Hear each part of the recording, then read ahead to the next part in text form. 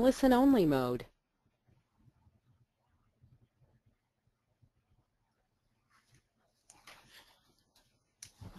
Hi there, my name's David Allen. I'll be taking you through Dynamics GP 2013 tips and tricks today. We've only got a couple of attendees at the moment, so I'm just gonna wait around for a couple of minutes to see if any more people turn up.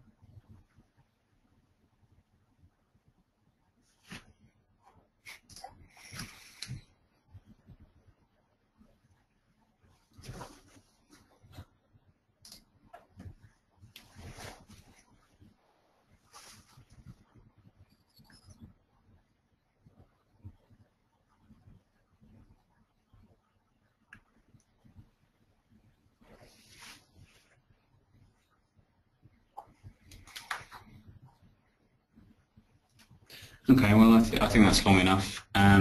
So I'll just aim to get started. Once again, this is Dynamics GP 2013 Tips and Tricks webinar. My name is David Allen. If you have any questions, we'll aim to email you after the session's finished, but please feel free to put them down in the chat panel. So today we're going to be going over reconciling to both the accounts payable and accounts receivable modules, as well as inventory.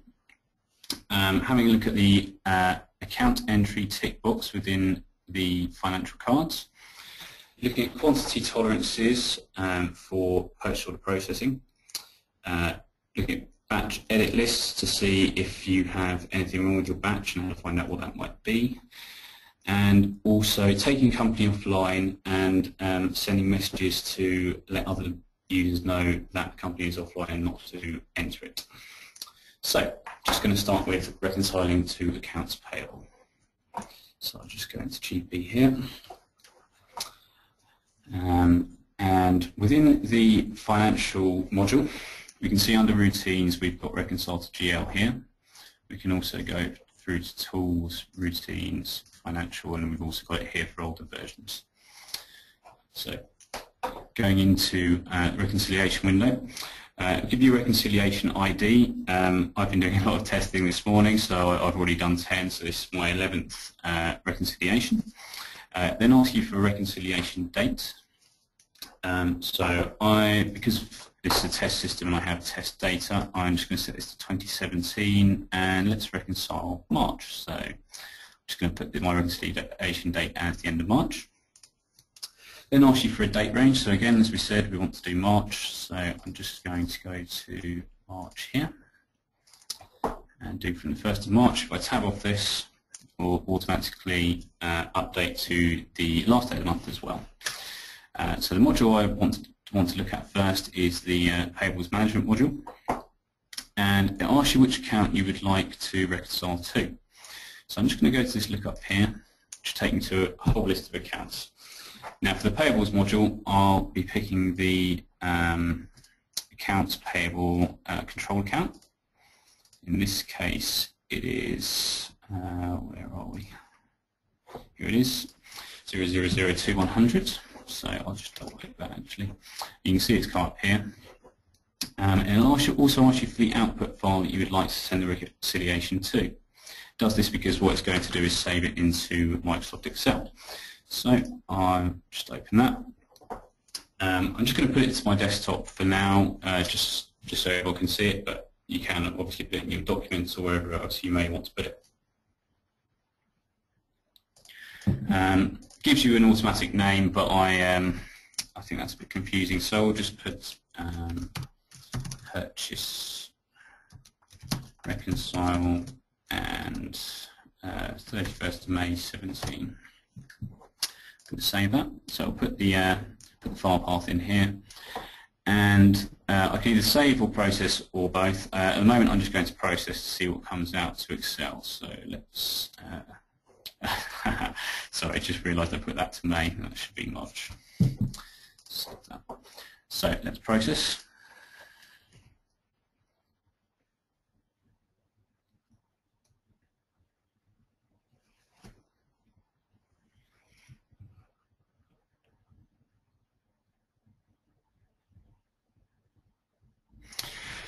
So what comes out is a Microsoft Excel spreadsheet.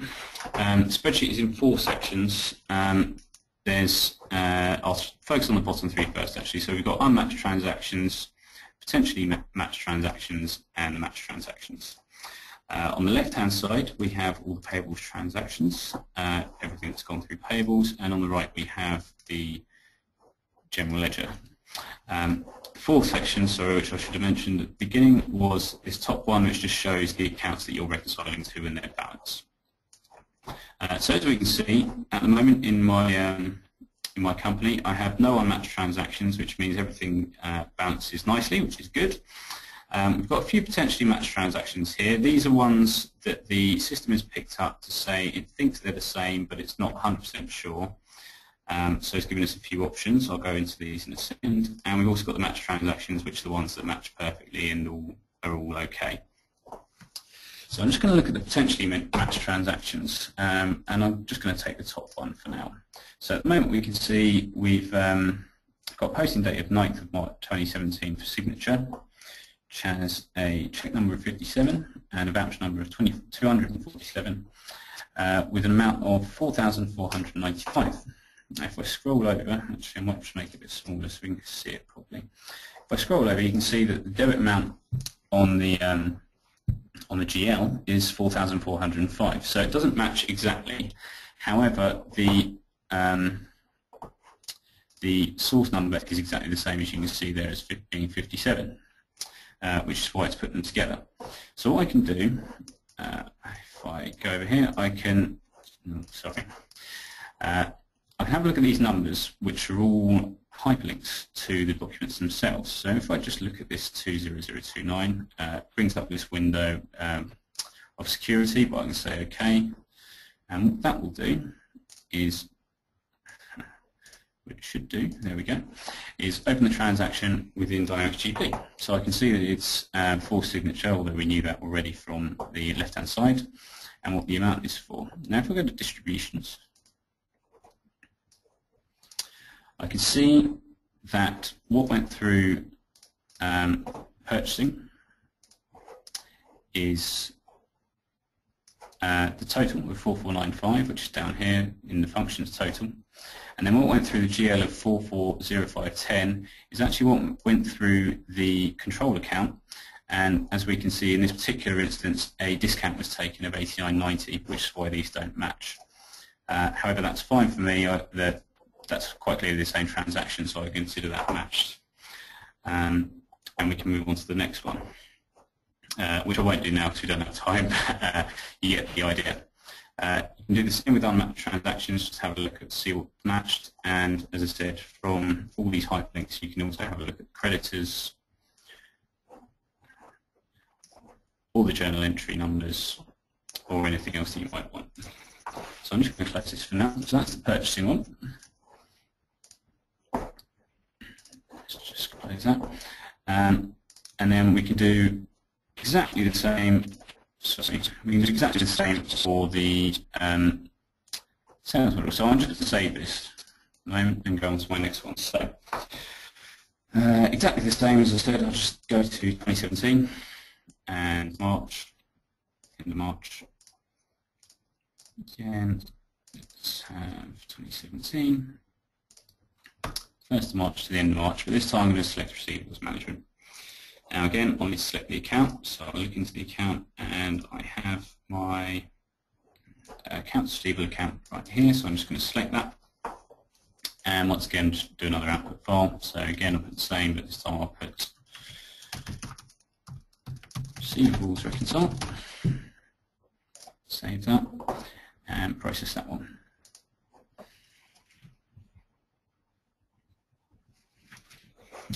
So again, with this one, we can see that I've got no unmatched or even potentially matched transactions. They're all matched, which is perfect.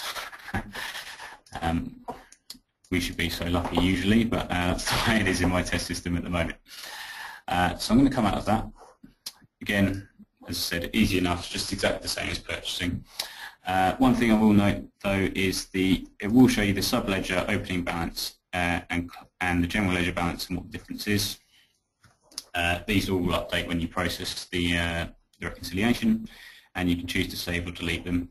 If you delete them, it will still increment the reconciliation number, so I'm just going to delete that one, so you can see that it still goes from 13 to 14. So what we're now going to have a look at is the inventory. So again, exactly the same. I'm going to do May this time, so I'm just going to do 31st of May. And 1st of May to the end of May, I'll select inventory. Now, the inventory reconcile is only available to GP 2013. Both the purchasing receivables were in prior versions. As you can see, when I've selected inventory, it's already given me a lot of different account numbers. Now, these account numbers, as you can see, are all inventory accounts, depending on whether they're in work in progress or they're finished goods or whatever it might be. The reason they've come up is because if I look into my reconciliations, I've done an inventory, or I've done 3 inventory ones before, and if we have a look at those, I'll just discard this one for the moment, we can see that I've already set up all the accounts, so we'll remember your accounts. The inventory reconcile works in exactly the same way. I will do a quick one.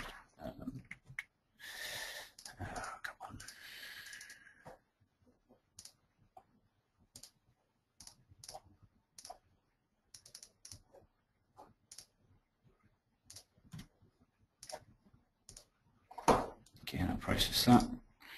I'll just leave it as the default this time. So we can see, again, no unmatched or potentially matched, but my match transactions, and I can drill down on the journal entry numbers or even the account numbers. One thing I do want to note is the reconcile to inventory here will not always be there. It's not there as standard for GP 2013. What you need to do is make sure that you have the HITB report installed, which is the historical inventory trial balance. The way to find out whether you have this installed or not is to go to Reports, Inventory, and then Activity.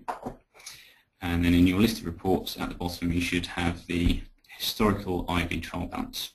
If that's installed, then you should be able to reconcile to your inventory. If it is there and you still don't have the option, then you'll need to run the reset tool. Essentially, installing this report creates historical tables in your inventory. But if you want to populate those tables, you need to run the tool. This can be found in Tools, Utilities, Inventory, and right down here, the HITB IV reset tool. Unfortunately, I can't run this because I've already run it before, but that's what you would need to do if you wanted to populate those tables in order to be able to reconcile to your inventory.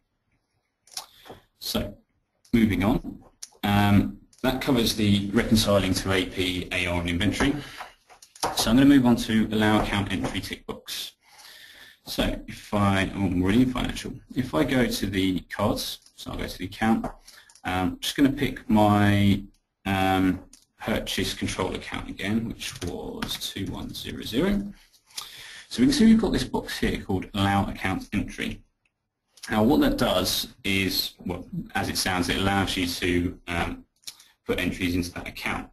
However, unlike inactive, it will still by default put allow you to post into the account. It just won't allow you to type it in. The main advantage of this is that you can't post to accounts by mistake. It's only default through the system.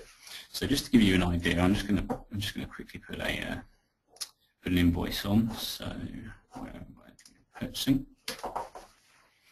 And I'll go to transaction entry, and we'll do an invoice of tests demo. Doc date of today for now. Advanced Office Systems, they want something. And I'm just going to put 1245689, and well, let's just say $100. Okay, if I go into my distributions, you can see already that the control account's already defaulted into the pay line. But what I can do is type it into the purchase line, and it will allow me to do that. Now that would create a zero transaction within the accounts payable control account, which is not something you want to do usually. But as you can see, I can OK that, and I could save and post it. I'm not going to do that for now. I'm just going to delete it. Now, if I go back into the financial card and untick this, and I'll save that. And then we'll go to do the same thing again. I'm actually going to go out and come back in just to make sure it takes effect. So exactly the same, demo tests. Again, we'll have Advanced Office Systems, 98765432, 200 this time. So we'll go to our distributions. As you can see, it still allows you to post to the 002100 account. However, when I go to type it in now, it's going to say that it doesn't allow account entry, meaning I can't type it in, so it won't allow me to make any mistakes. It's especially handy for control accounts, as I said, whether it be purchasing or sales. But it's one thing that not many people use. They always go for make things inactive instead. So worth knowing. That's all I wanted to go into on that, so I'm just going to delete, not post, just going to delete this account. Okay, I'm going to go on to the next one, which is quantity tolerances. Now, the quantity tolerances are for purchase order processing and inventory. So the first thing I'm going to do is just go into inventory and have a look at the item. So the item I'm going to use is CD-ROM. So we'll pick up a CD-ROM. We see the current cost is 45, but I'm going to go to the purchasing part of the item. And in the bottom right-hand corner, you can see we have a quantity tolerance percentage. Now, if I tick these, I'm just going to tick both of them at the moment, and I'll put them both to 10%. And save that. Okay, so what this does is allow you to receipt a shortage of 10% or possibly an overage of 10%, and what that'll do is receive the amount that you've received without, well, it will allow you to close the purchase order and receive it. So let's go into purchasing and purchase order entry. So I'm just going to put a PO in quickly. Again, I like my advanced office systems. And I'm going to pick my CD up. So let's go with this CD-ROM. And I'm going to say we want 20 of those. Actually, let's make it a bit easier. Let's just go for 100. I'll need a site, so I'll just put warehouse there. Okay, so I've put in 100 for now. And I'm just going to go to actions and then receive the PO items, which will take me to this window. Now, when I come to receive this, we can type in how many we want to receive. Now, I put my tolerance to 10%. So, if I type 120, it's going to come up with an error message saying it's too great a quantity and won't allow me to receive that at all. However, if I stay within the tolerance of 10%, I can receive 110. Or I can receive 90, sorry, not 95, and it's going to allow me to do that. At the moment, I'm just going to say I want to receipt, well, let's do 95, and receive that. And then I'm just going to give that a number. So again, I'm just going to do a test, a test batch, which I'll save that, and I'm going to save that. Then we go into my batch and post that receipt. I'll put it screen just so I know that it's gone through.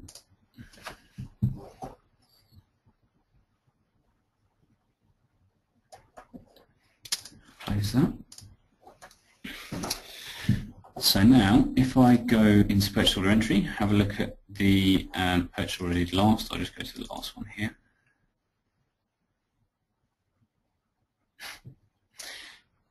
That's not it. Hold on. Where's it gone? Okay. Go to edit purchase orders instead then. Not edit purchase orders, sorry. Purchase order documents down here. And we'll pick the bottom one. Should hopefully redisplay the one we just used. Yeah, so you can see, because I've ordered 95, we can see that the original quantity ordered was 100, but we've had 5 cancelled. And if I go to the information window over here, we can have confirmation of what's been shipped is 95 and it's cancelled 5. And what that will allow me to do, let's go into edit purchase orders.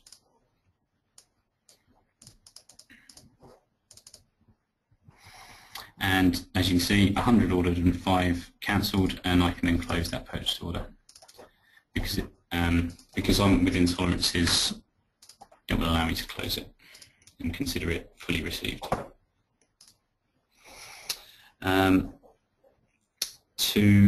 That's for inventory items. If you wanted to do tolerances for service items, that can be found in the purchase order processing setup window over here by the quantity tolerances here, which at the moment in my system sets 2%, but again you can do whatever you would like there. I'll move on. So, printing batch edit lists. This is for all versions of GP. One thing I should have said about quantity tolerances was that that's new functionality for 2013. So if you're using 2010 or GP version 10, that won't be available. So printing batch edit lists is for all versions. It's quite handy, and I'm sure most of you know how to use them already. But just in case you don't, again, I'm just going to put on a purchasing transaction.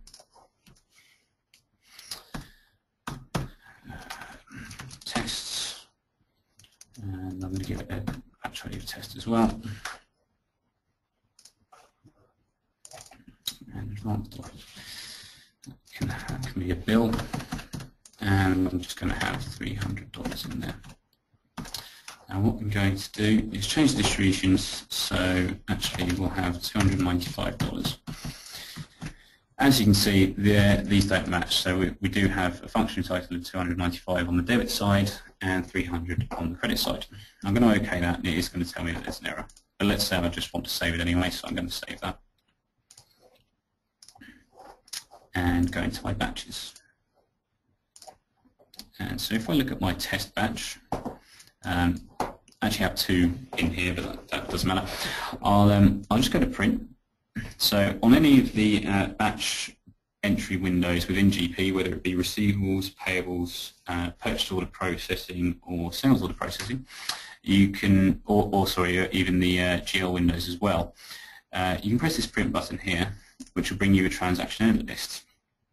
This is particularly useful when there's an error in a batch and you don't know what that error might be. So I'm just going to print this onto screen. So within the batch, we can see that there's two documents. There's no batch error messages as such, but that doesn't mean there aren't error messages per invoice. The top of the report will show you whether there's a mismatch between your control totals and your batch totals if you're using them. I'm just going to scroll down for a minute. I'm just going to make this a bit bigger so we can see it. So within our distribution messages and work messages, we have blank for our invoice 463, so that one's okay. But the one I've just added, invoice 464, we can see that we have a problem with our distributions in our distribution messages, which is that they're not equal to the actual amount, and the debit doesn't equal the credit, which we knew already. And in the work messages, we can also see that no taxes were put on that particular invoice, and I've got it set up so that it's always going to ask me for some. So if I go to post this,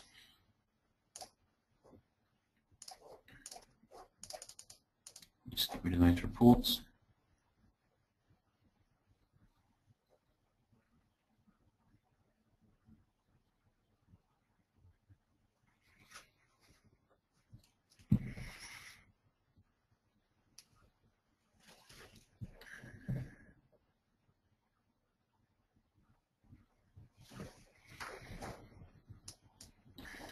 So we can see that there was an error in the test batch. Now, because we checked the batch edit list, we know what the error is. So I'm just going to go into batch recovery and recover that batch so that we can go back into it.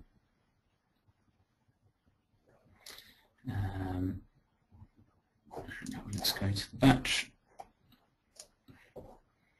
It's my test batch. So the first document, as you can see, did post, but the second one, which had errors, didn't. So I'll just go into transactions here and pick my test document. So what I'm going to do is I'm going to make that 300, so the distributions match. However, there was also a problem with my tax, so I'm just going to go into tax here. I'm just going to give it a UK tax for the moment, so that one will do. And let's just get rid of this line altogether. Okay, so I have a 5250 tax line.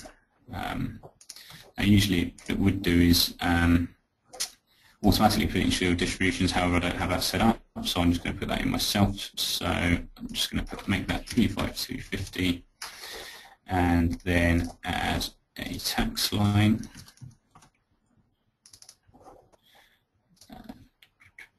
Oh no, taxes of 5250 here.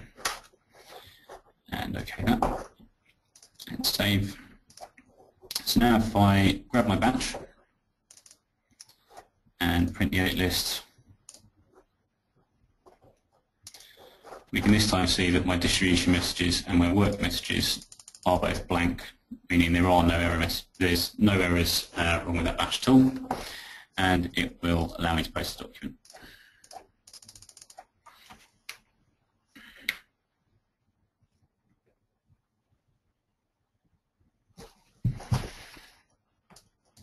As you can see here, so that's posted with no problems.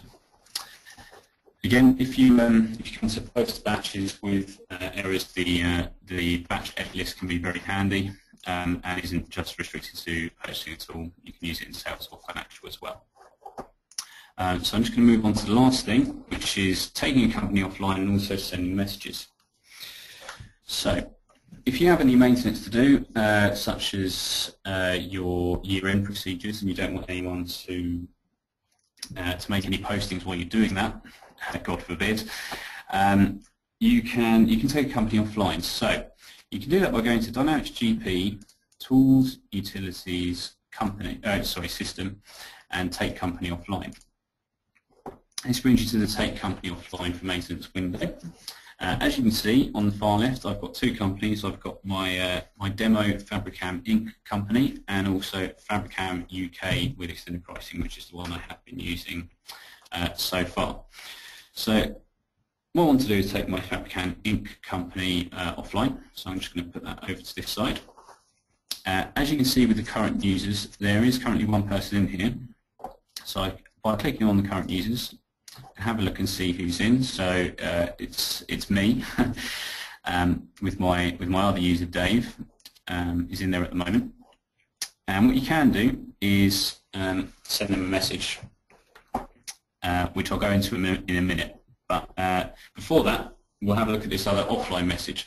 So what this is going to do is if someone who isn't currently in GP wants to try and log on to the offline company, it's going to display the message below. So in this case, it would say the company is currently offline for maintenance. Try again later. However, if I wanted to say something else, I could click this custom button and type in whatever I would like the message to say. So taking my example from before, I can say we are conducting year-end procedures. Please try again at 4 p.m, for example. And then when the user goes to access the company, that is the message they will receive. So what you can do, as I said, I could kick Dave out, but I'm going to decide not to for the moment. I'm just going to take that company offline. So I'm going to OK that.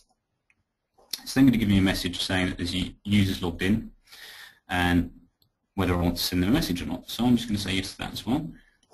So you can see that Dave's in. I can tick which users I send messages to, and I can do it as a task with a reminder in case I wanted to do it for a specific time, or a notification message, which is what I'm going to do now. So I'm going to send him a notification message to Dave saying, please can you come out of Dynamics GP? And I'm going to send that. So if I go over here to my Dave profile, now the message won't come up instantly, but if I just hang around for a couple of seconds,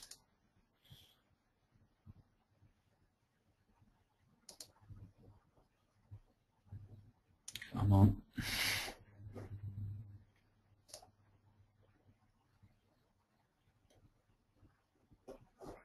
It's teasing me. Come on.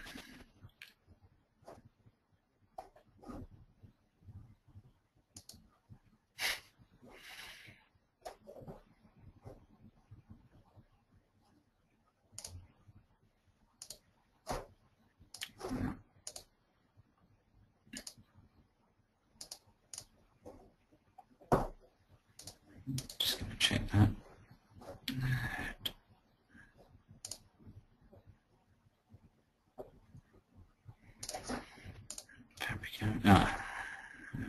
What's this? Okay, so sorry, didn't wait long enough. As you can see, it comes up with a message. Please, can you come out of Dynamics GP? So as my Dave user, as you can see down here, I'm just going to go into UK with external pricing.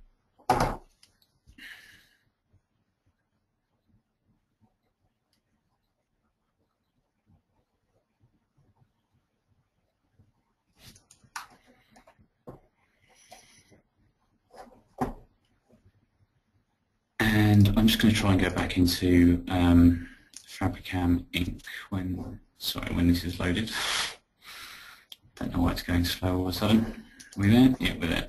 So as you can see with Fabricam Inc., it now has a little title in it which says offline to let everyone know that it is offline.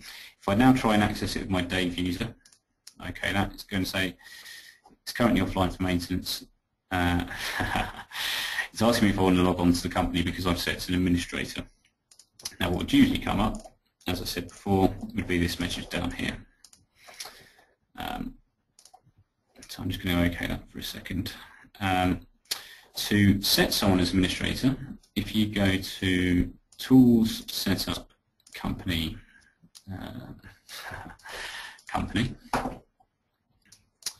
we can see that for this you can select which user you would like to have offline access, and you can set this to one person that needs to carry out your year-end procedures, or just leave it to the SA user. At the moment, what I'm going to do is just go into administration and go to user security, and Dave. No, not Fabricam Inc. Sorry, I'm just going to take him off power user so we can have a look at that message.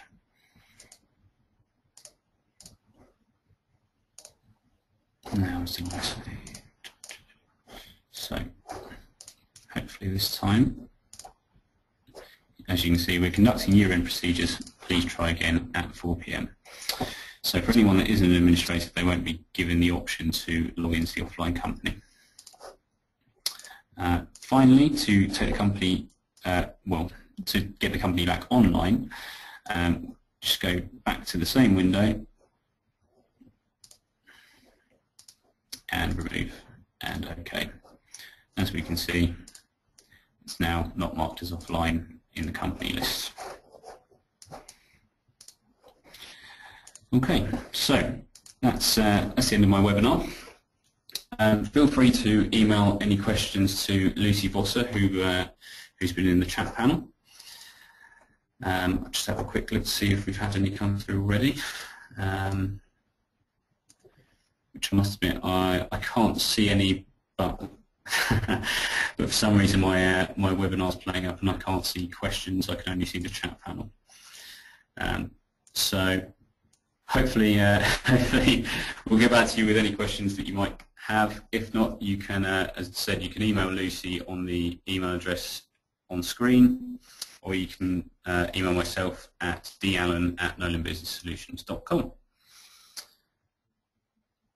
Okay, thanks everyone, and have fun.